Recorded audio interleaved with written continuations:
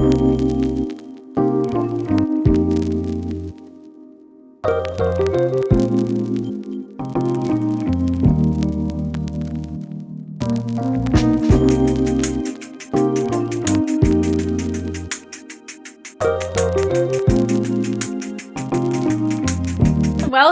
to our live video. Welcome to the Tracy Piper Show. I guess that's the working title. I don't know.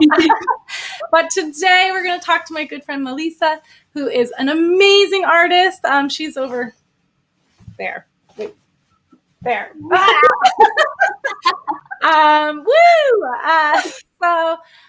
First of all, I just would love it if you could introduce yourself, tell everyone about, where you're based, what your work's about, etc., etc. So I'm based in Oakland and originally from Singapore, but now I'm based here in America. Really happy I'm making my home base here in the West Coast. And my work is a lot of stuff, a lot of, right now, reactions to the world, thinking about relationships, not just between people, but also between myself, like my own discourse and how I'm thinking about my connection to the world, to my purpose, to everything around me. So right now, I'm definitely focusing on a lot of people as subject, as the main kind of focal point that's surrounded by either abstract kind of environments that kind of like plays around with like relationships between friends and family and like the struggle that we're all having right now to kind of feel connected to those that we love, especially not being able to be there physically. I think painting these experiences is really helping me and also my audience to feel a little bit less lonely in this kind of social climate. So yeah. Awesome. I mean, yeah, I think what a time to be alive as an artist, right? I mean, I feel like, yeah, even in the last few years, I mean, there's so much happening right now for artists. And it's interesting. This is something I want to talk to you about is, a lot of times I get questions on Instagram. What do I paint about? Right? Like what do I even say? And honestly, I think you're really good at this and I do this as well. There's so microcosms and you paint about that. I mean, you paint about what you know. And I think for COVID time, it's like there's a lot to unpack. So much to unpack. And it's kind of like this, I've never thought of as artist therapy necessarily. And I knew what it did for other people, but not necessarily for me, because like life, when it's smooth, just paint what you want and it's pretty and it maybe has some substance, but it doesn't have like that emotional connection because you're not like doing it because you need to. And for the last, I think 6-7 months, like the painting has been a need. Like it has been a way for me to break down like, oh, like this is a difficult feeling. What am I feeling? What am I struggling with? And then how do I translate that into an image or a symbol that like I can connect to? So that's been very interesting for me. Yeah. And I think, I mean, we've been friends for a while. We started at Art Battle. Like now, how long ago was that? Like 2 or 3 years ago? 2 years, yeah. It's crazy. It's crazy. And I feel like, for the both of us, we've seen each other kind of grow in our careers. And, almost I feel like for the both of us, like accepting, I don't know how to phrase this. It's like admitting that we have feelings and embracing that. Yeah. Has been good for both of us. Yeah, definitely. And I think there's this tendency, especially as I can't speak, I'm not a male artist, but as a female artist, like that vulnerability can be incredibly scary. Yeah. But I do find that when you open yourselves up, like people are there to catch you. And in fact, not just catch you, they connect emotionally. And I think that is when art is really powerful. When somebody says, oh yeah, I see that, I feel that, I understand that. I mean, how do you feel? Like, do you think that's your best work when people feel seen? Yes, absolutely. And that's the thing that I think that we're connecting on is that when I feel seen and someone feels seen, that becomes like a common thread in the human experience. And because when we suffer, we don't feel seen. We only want to put our best selves out there. And that's such like the pitfall of social media is that we're always presenting this glamorous or glittery life or it's just happy. We're always happy. We're always doing well. But the fact is, it's a struggle, even on like in a period of time and years where like there's a good year, there's still struggles. And I think this year specifically, like I have taken those filters off, and like I'm having a fucking hard time. I'm like sitting in the studio, I'm crying, I'm like feeling lonely, I'm stressed, I don't know what's happening, and like putting that voice out there that resonates with so many people, and for so many that's actually like worst off, who's really really really struggling.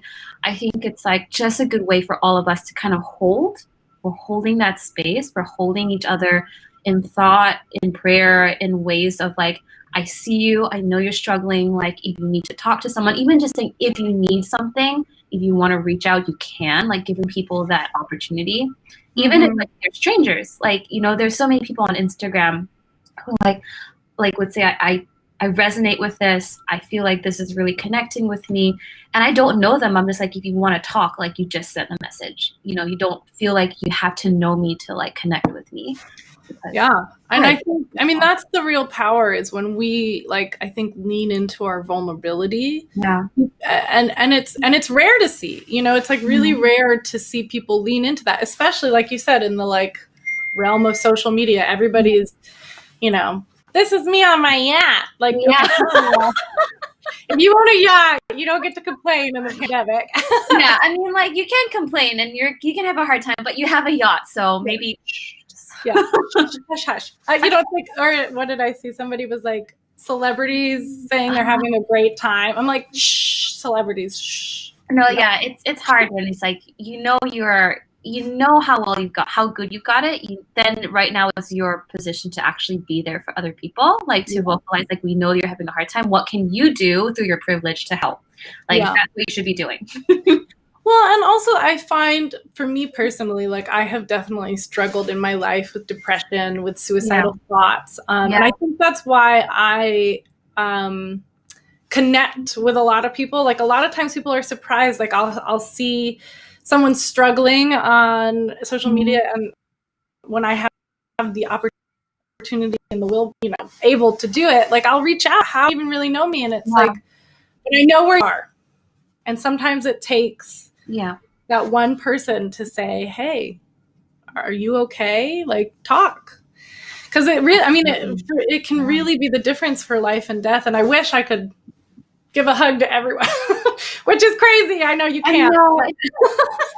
But that's also, I mean, like going back to your work, like when you make work that is powerful, it's like giving a hug to all of those people.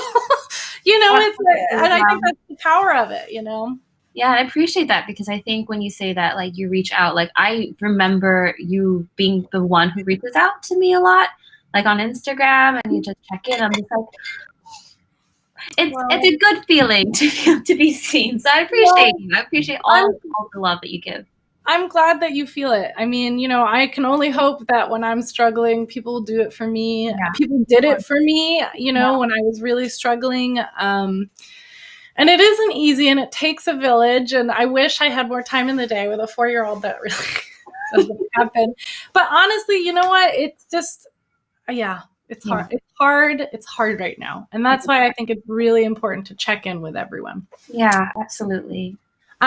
So in the vein of making work during this time, I was just going to pop up. Let's see if I know how to do this. Okay. So I put this piece up behind me because I knew we were going to talk today. And one of the things I think that you do really well, is you put yourself in the work. And this is actually a portrait of me. You can't totally see all of it, but it talks about like size. So for me, like weight and size has always been a really difficult. I think most women, it's like, you're too skinny, or you're too big, or you're too this, or you're too that. Yeah, and we've been talking about social media too. And I think like that's a scary thing to put yourself out there like that, but on that same vein, I think, I've seen you do it too. It's like, and it is scary, but people do catch you. I don't know where I'm going with this. I was like, this is going to be a great segment about this, and then I don't know where I'm going with it. No, but I think when you paint yourself in a vulnerable place and you are thinking about like the things that you know is part of our society and is part of our discourse, like what we struggle with as women, right? I think it's a very vulnerable space for artists to kind of navigate. Yeah. And it's always daring. It's also always kind of like empowering because we're giving it a voice and we're giving it like a space to exist and look at it and love it for what it is, because that's a beautiful portrait. When you talk about like size and weight, like all I see is like fucking beauty and this power that just comes through their expression, the colors, like everything comes together, and all I see is this strong, beautiful woman. And I know you're talking about like size, and this is what I'm like, you know, afraid of, and like, but I'm just like, all power to you. And I think that's what we're talking about, that vulnerability again, right? Yeah. And like by doing a portrait like this, and I know that you do some self work, when you do something like, I cried after I finished this piece, and it was because it was so beautiful, and I was like, how do I not think about myself this way, you know? But like that's the power of art, you know. And I do a lot of portraits of everyone, and I do portraits about everything, and I rarely do portraits of myself because it's fucking scary, excuse my language. And it's almost like it's easier to hide somewhere else, you know what I mean? And like, here's the focus over here and here's the focus over there, but then, you know, like that brave step of saying, this is me. And it's crazy that that's a brave step, but it is. It is. Yeah, it really is, because like I think also knowing a little bit for history of like being put into like performance, being in the circus before, like I think there is like we all kind of put up a facade, right? We always have like this kind of mask and persona that we wear, and what you wear is confidence, right? It's just like I'm loud and I'm like, you know, I'm really like beautiful and strong and like, you know, I'm doing all these cool stuff, but inside, like that's the narrative. It's like we are like quite scared. And I think it's so beautiful and profound when there's this honesty of like showing people who look at us from the outside and saying like, oh wow, you're doing all these things that like I would never do. And I think that's like really brave, but actually like we're inside just like cowering. I'm just like, oh, I don't know what I'm doing. I'm not a real artist. Oh, so that's something I do want to talk about. And I hear this all the time, like that like, what's the word for it? It's like we all don't feel like we belong here. But you know what I'm saying? Like it's imposter syndrome. There you go. Yes. Yeah. Woo! A word. 100%. Do you want to talk about that a little bit? Because I see you as a very successful artist, you know. My God. But you and I both are always like, I think I'm pretty successful. And then there are days where I'm like, what the hell am I doing? Yeah, it firstly comes in waves, as you know. Like some days you're like, okay, I feel like I'm in my right place in the right time. Other times I'm just like, I'm a fraud. I don't know what I'm doing. Like my work is just like not interesting or not like whatever, right? Not creative.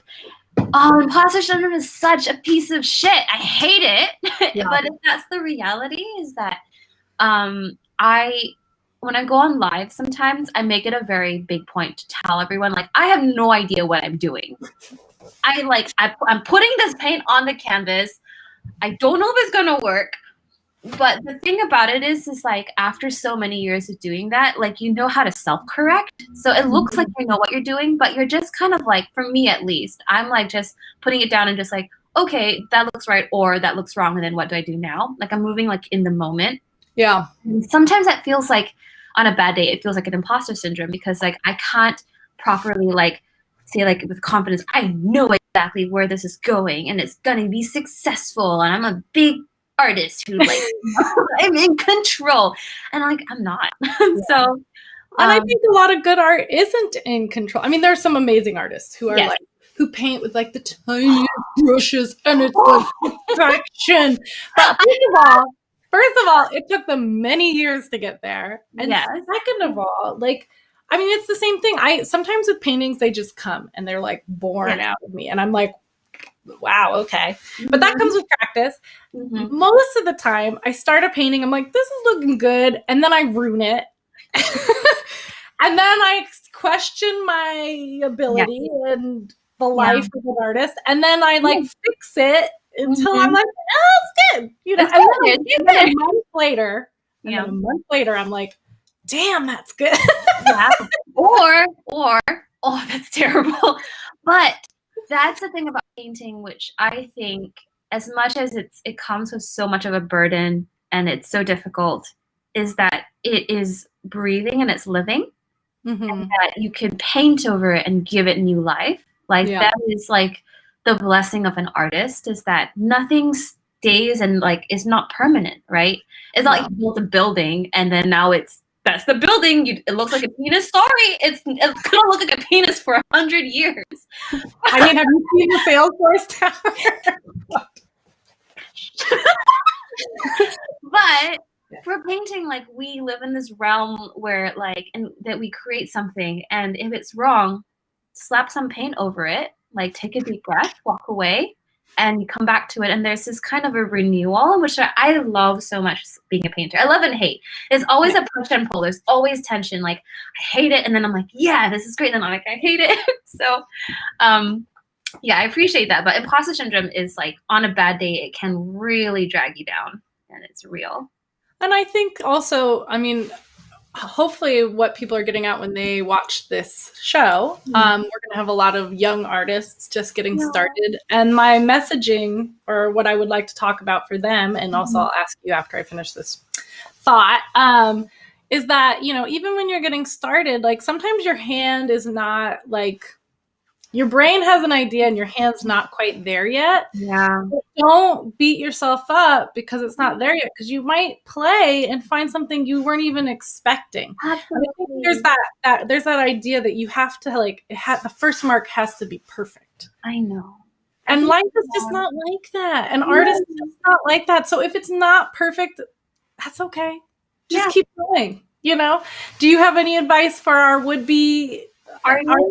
Oh my God. Firstly, I second everything you say, and I would like to kind of snowball on that. And just like, I think when I taught as a teacher at a high school level, what I saw a lot of times is kids putting themselves down before they even start.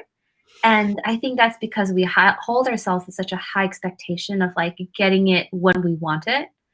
Everything that we do takes time, hours and hours of practice and dedication. And eventually it'll become what you want, but it takes that period of just like pushing through and being proud of that pushing through, right? That pushing through is the process that you do a lot of learning and exploration, and that's okay. So like, kind of lean into it and be happy that that's where you're at, because it's really fun when you're just like playing and like there's no expectations. And as hard as it sounds to do that, like, it's so freeing when you let go. I remember one class I took at RISD when I was in art school was actually a journalistic drawing class. And before that, my work was all about precision. It has to be perfect. It has to be clean. It has to be crisp. And it's like a jail cell that you keep yourself in and that you hold yourself to. But once I took that class, because you're in the world and you were forced to like kind of embrace imperfection, like something clicked. I was like, oh, like if I draw a building and it has a wonky line, I fucking like that wonky line. Yeah. That looks great, you know? And that kind of like letting go of like perfection to me is so important as an artist, because like, of course, some artists specialize in perfection, and that's great that they can exist in that world and that's what they're known for, but not every artist has to. It's not like a golden rule.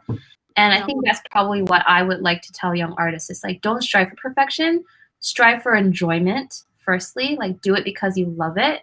And then like, just be okay. Like, don't be aware of like what other people are doing. Be aware of what interests you. Like, what are you gravitating towards? Because at that age, as a young artist, I think it's super important to like know what you like and then see where that leads you when you can kind of put it into your art, and then something new will bloom. Like, you know. I think it's great advice. And you know, it kind of plays also into another question I get, which is like, how do you choose your style? And the honest answer is you don't choose it, you find it through experimentation, through looking at art, like absorbing art. You know, you don't need like, it's great if you went to college. I did go to college. You went to RISD, as I just heard, which is a great school. But you don't need those things to do art. What you need is time and energy and passion. And passion is what gets you through. Because it isn't easy, and that's what we've been talking about. It isn't easy, especially on the business side. It's not easy, but even just the painting side, it's not. And you kind of have to be a masochist to be an artist. Oh my God, yes, you really do. Especially a female artist. I'm just gonna throw it out there. It's really hard to be a female. It's really hard, and we could talk about that too on the business side. As a woman, I don't know about you, but for me, like, people are always like, "Man, you're so confident. You just you just make decisions and you just do them." I'm like, at night, I'm like, yeah, absolutely. I get anxiety so much thinking about business. And I think as women, we're not taught to take the reins like that, and so we it's like, I don't know. I'm not a man. Maybe men also at the end of the day. I don't know. But as a woman, it's funny. I'll be like, okay, this is what I'm doing. And then in my head, I'm like, am I a bitch? Which I'm not, No, absolutely not. But I think what happens with gender stereotypes is the whole women are more passive, they're more soft-spoken, and being an Asian woman as well, on top of that loaded factor of Asian women are submissive, and they're and I'm like, that's gross. But no, I totally get it. It's I feel like if you want to be a strong woman artist, we have to go the extra mile to put on a brave front, right? Just do it, because if you don't, then it's just going to be a rug pull off under you, and you're not going to get anywhere. That's why I just love what you're doing. It's just you say you're scared in bed, but the fact is you're brave enough to put on that shield and that mask, whatever that's called. If it's not a mask, I'm sorry, but just that protective layer, and just be I'm gonna fucking do it. Screw the consequences, screw what other people think, and then just do it. The other option is let my anxiety and my fear overtake me, and that's not an option for me. I think, and we paved the way. When I was pregnant with my son, I didn't know I was having a boy or a girl. I thought I was having a girl, and I was like, I better leave a world amazing. And who knows? He may decide to be a woman. I don't know. He may decide to be nothing, but or something. There's so much out there, and it's I think as artists, as culture makers, we pave the way, right? And that's kind of what our jobs are, is to pave the way. So, from a female perspective, we're paving the way to say our art is, not only is it beautiful, it's marketable. The market wants it. And that's a huge thing to say as a woman, I am worthy of being in business. And then, because that's what we sound like. But then, especially with the kind of work that you and I make too, where it's very emotive. It's very much about the world around us, about connection. And even that is revolutionary. And it's well, of course, this is what we would paint about. But when the majority of art history, right, has been white men making art about whatever the fuck they want to make art about, just the act of existing is revolutionary, I feel. Yeah, I think so as well. Absolutely. And like you said, at the beginning, it's a very interesting year to exist, because there's so many rules and so many structures that have come undone in many ways. And we have had to, as a social species, kind of to have not that social backdrop and that kind of network, we have to find a way to kind of reconnect and rebuild and retie those networks, and also then find ways to support our own selves. Yeah. And it's so much. I don't know. I'm sure in the past, there's a lot of similar things, but then it's not within this context, which is with technology, with the potential to kind of connect and hold each other in that space. It's scary, but also really comforting to see how everyone has in some ways stepped up within their own social groups or within their communities. There is kind of, I think, a revival in how are we using technology to really be human? How are we maintaining connections and empathy like through a screen, which is so hard because there's this like really a deep desire to kind of support each other, but we are limited in our capacity to, which is why a lot of my hand series kind of talks about that. One of them, which was like two hands like leaning against each other, which is my favorite, is this awkward like symbol of how we are resting on each other while not facing. Like we can't face each other. We are in this very strange position that might feel compromised or awkward, but nonetheless, like there is this like connection. And I just really love the idea that we are still able to adapt, and it's heartwarming, and it's like.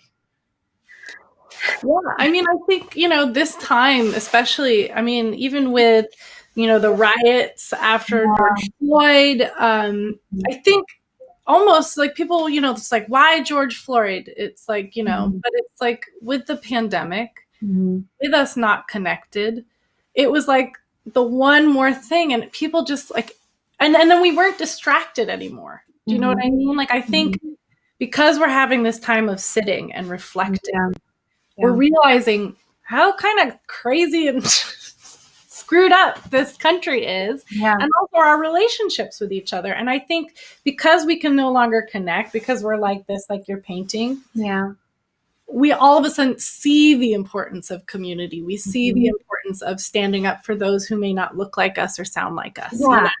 Because this is who we have. This is us. And when you can't touch and when you can't say hi and have a random conversation on the side of the street, it's really hard. So I think in some ways it's almost like we're all sharpening our teeth, we're sharpening our nails, we're really like, this year has sucked. But one thing I think is great is like we are really we're like boiling down what's important. And when the time comes, when everyone gets that vaccine and we're like moving through it, I really look forward to that time, because I really think we're going to see like a level up in all of us, Well, anyway, go ahead.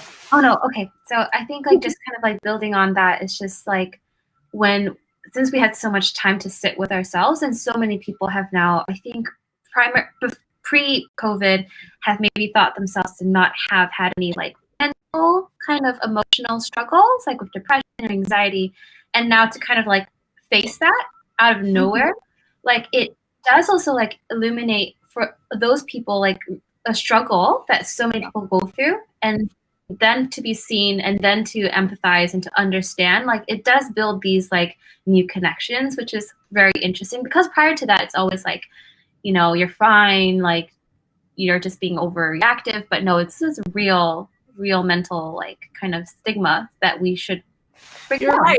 This has put a lot of people who normally are happy-go-lucky or who normally are, it puts them in a new perspective. This is 2020 has been the vision of perspective, right? Like we all have new perspectives. All the things we thought were going to happen in 2020 didn't happen. And we've had to face that. And now all of a sudden you go, oh, this is what not having a job feels like. Oh, this is what depression feels like. And I guess it like all humanizes a lot of people who weren't ready to face that. And for those of us who have already faced it, it's almost like, now it's like, for me at least, I'm like, okay, I'm stepping up then, like, because I've been to this rodeo once or twice, so now I see you, or not you, the proverbial you, know, but I see somebody having a hard time, and it's like, oh, I've been there, I know where you're at, and let me help you.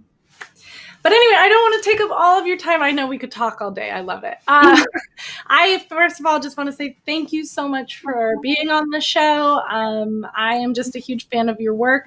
If you can see, I keep doing this. Oh, there we go. No, this way. Okay.